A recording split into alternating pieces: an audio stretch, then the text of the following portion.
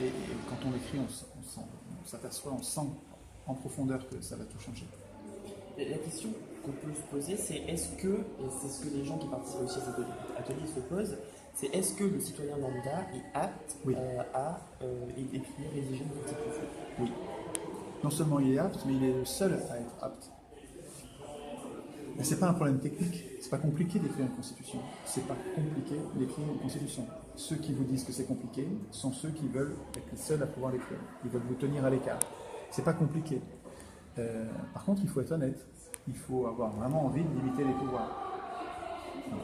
Le problème, c'est pas que si on n'a pas de bonne constitution, c'est pas parce que c'est compliqué à écrire.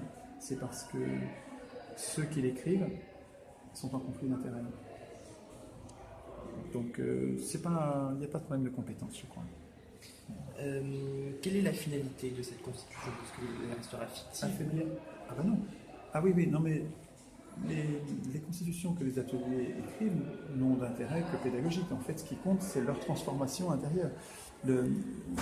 L'électeur, qui est donc un enfant politique, qui est hétéronome, qui n'écrit pas, qui subit le droit écrit par quelqu'un d'autre,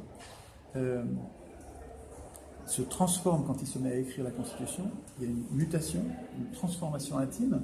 Quand je me mets à écrire moi-même les règles du pouvoir, je deviens un citoyen. Je sors de l'enfance et je deviens citoyen.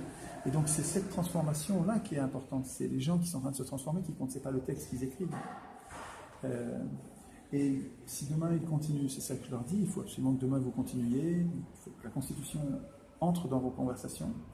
C'est à vous de l'inviter, de faire venir à la Constitution les articles sur le vote blanc, sur l'initiative populaire, sur les modes de scrutin, sur le tirage au sort d'une des chambres ou sur la chambre législative, le tirage au sort de toutes les chambres de contrôle, la monnaie publique, donc tous ces sujets absolument essentiels.